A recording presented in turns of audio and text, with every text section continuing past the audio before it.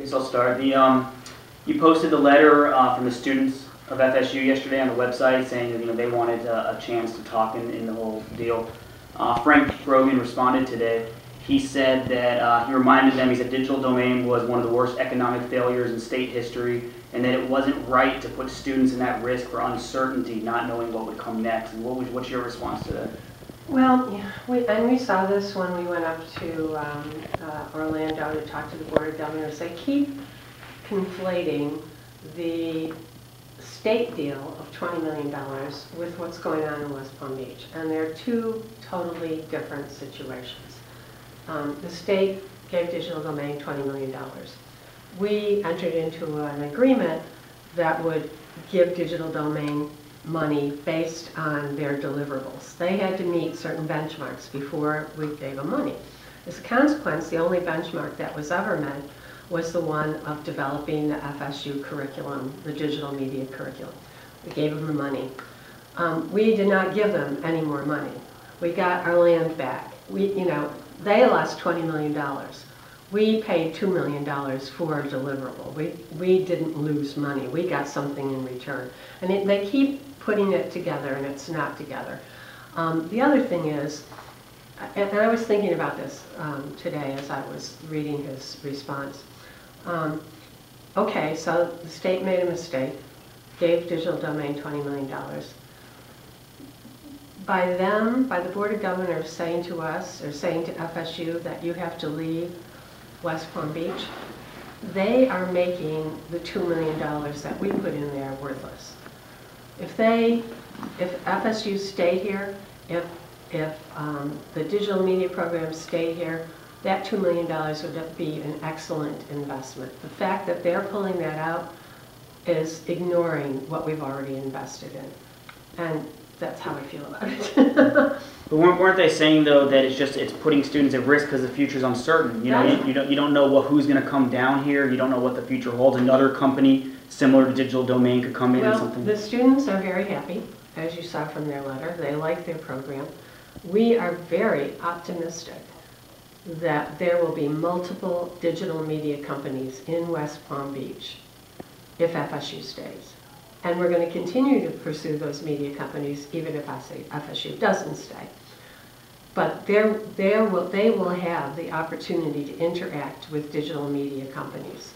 And I'm very certain about that. I know one of the companies said there was a large one, but you couldn't reveal their name yet.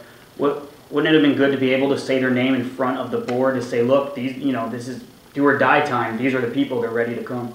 Well, we said that to the board. We took several names to the board. Some of them we could say, some of them we couldn't say. We had letters from CEOs of companies that said, we're interested, we want to be there.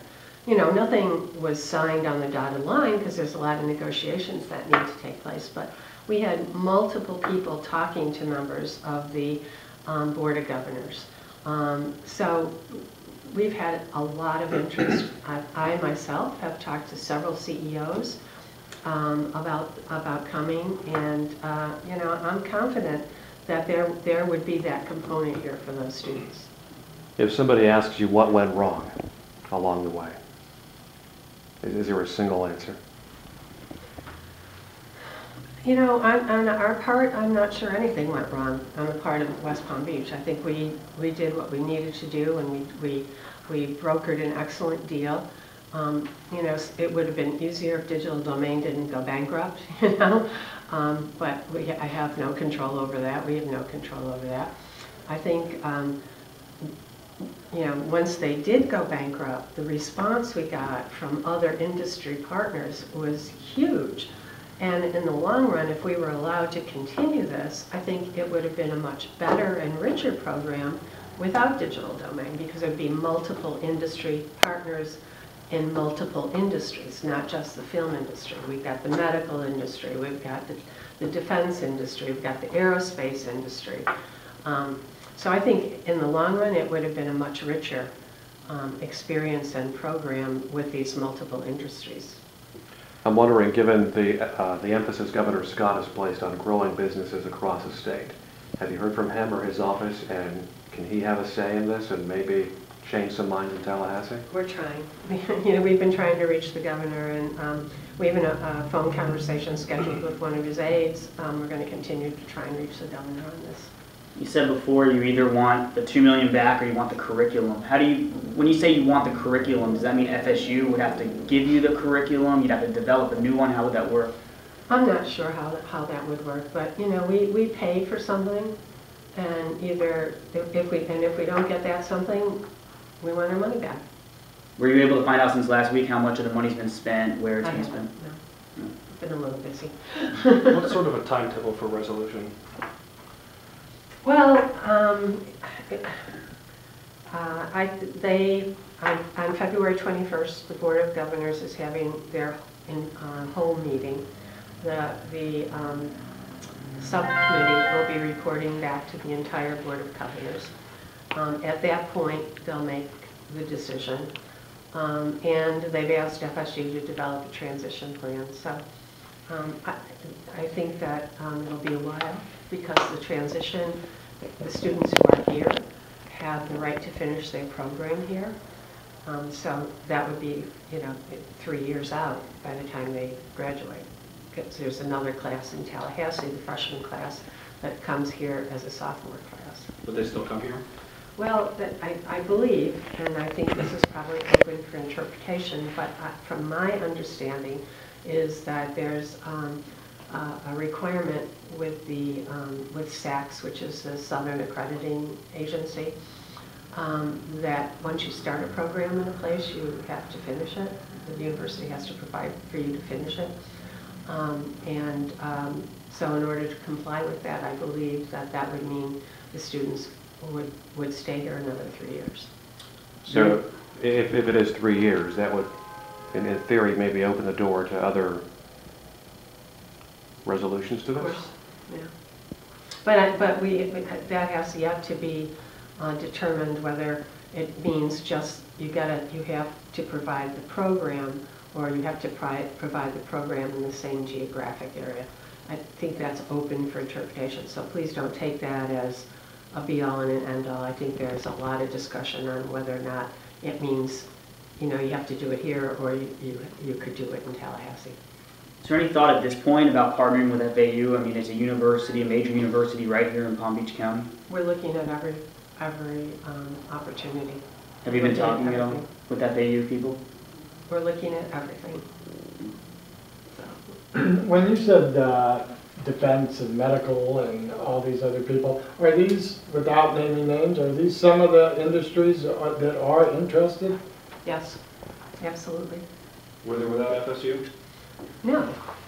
FSU is a key component. The research institute, you know, having the students, it's a key component. Do you think, you know, I brought up FAU before, there's obviously been some bad blood in this whole thing between them and FSU. I mean, is that something that could be resolved? Because obviously they're your neighbors. Absolutely. And, you know, and to answer your question, I have reached out to the president. You know, I see an opportunity for everybody here, honestly. If FSU were to stay here and we were able to attract aerospace, we were able to attract medical, we're able to attract defense, FAU students in those industries would have the opportunity to intern at these places as well. It's a regional impact. We're not just talking about West Palm Beach here, it's a regional impact.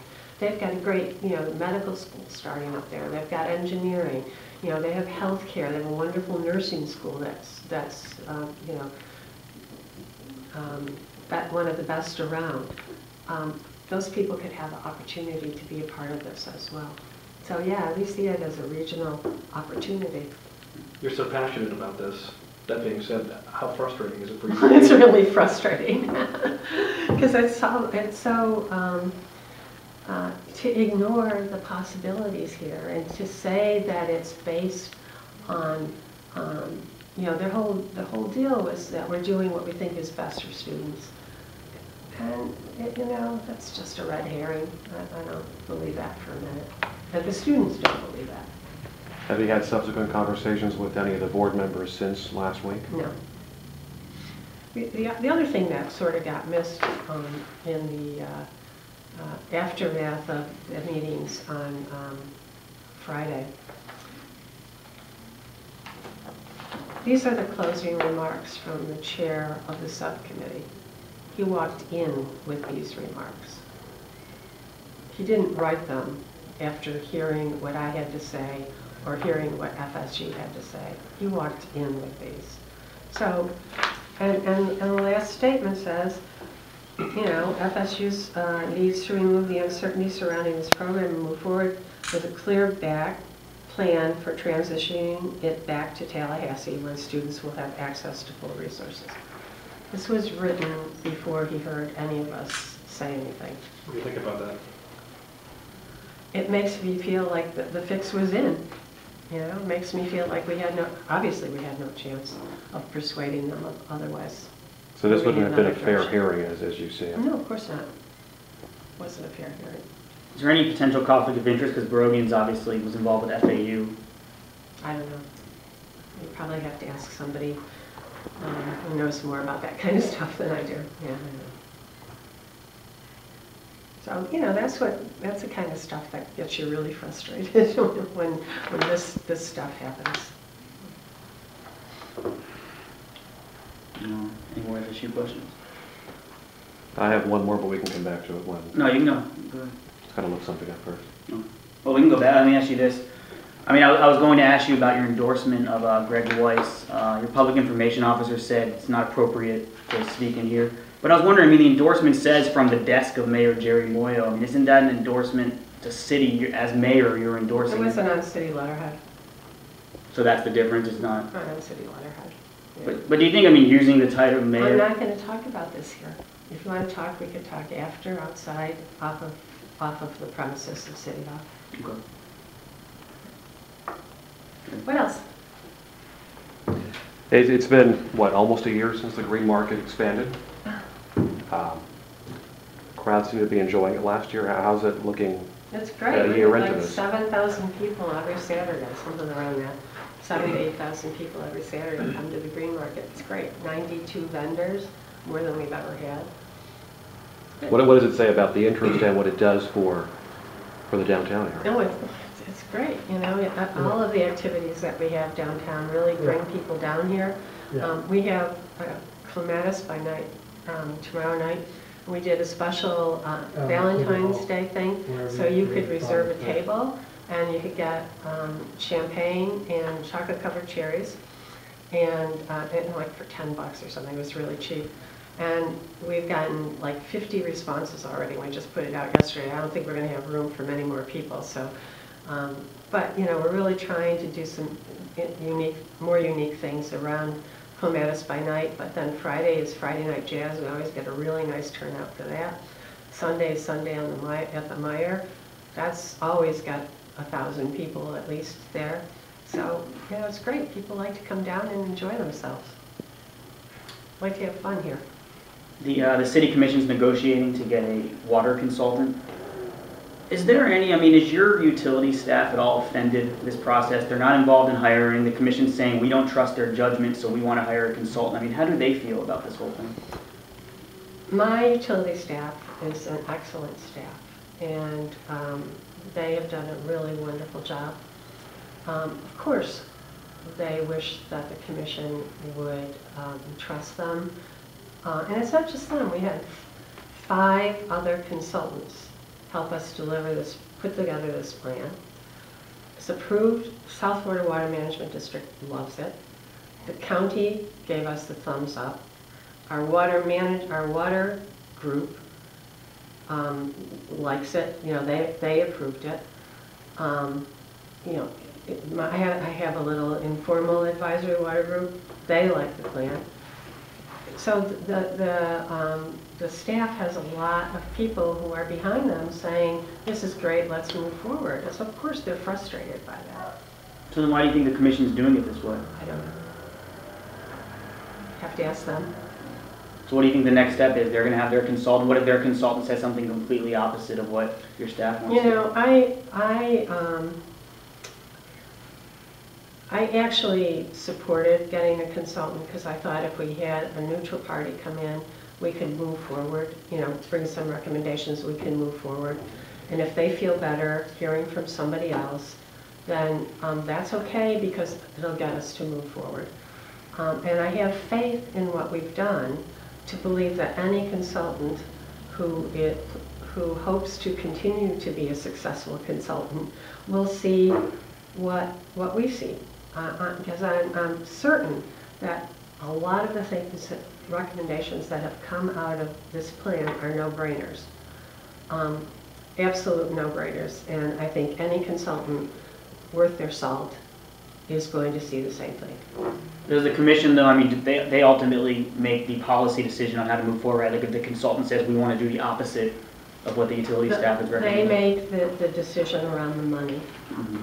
So, right now they've held up the allocation of the money to move forward with some of the projects. I mean, South Florida Water Management District is ready to issue our consumptive use permit, saying this is great. We have a great relationship with them now. They've been really helpful and really supportive to us.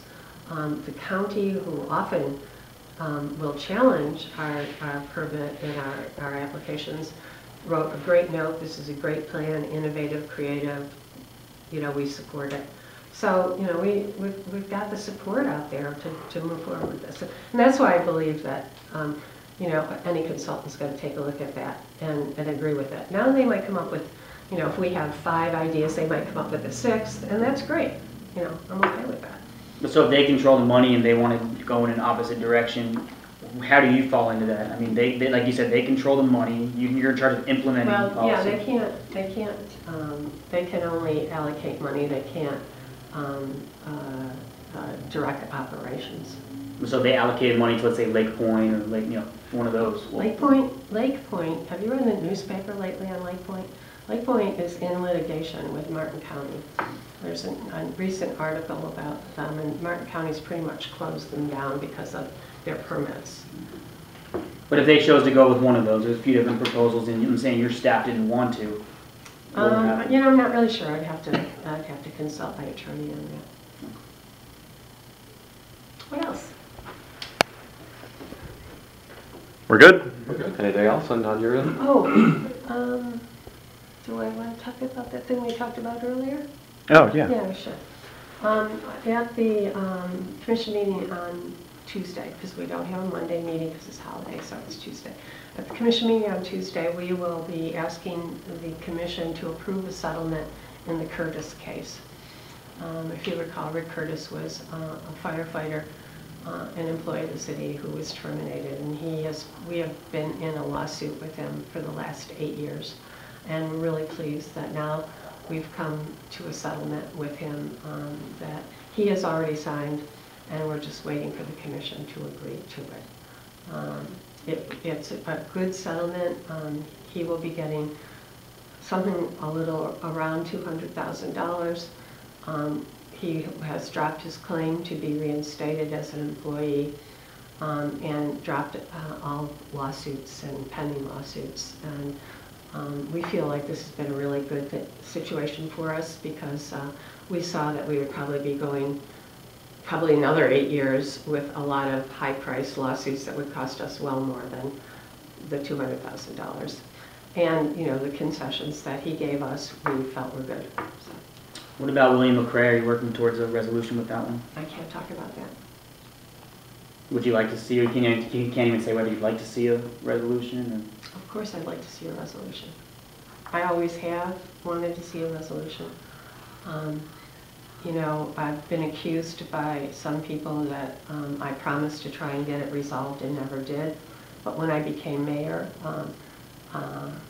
I offered him the amount of money that I have the authority to offer to resolve it, and he turned it down. And there was nothing more that I could do as one person, the mayor. Anything else would have had to have been decided by the commission, or anything more than the amount that I could offer. So, in fact, we tried to settle with him and just haven't gotten to a point where we can agree. Okay, thanks.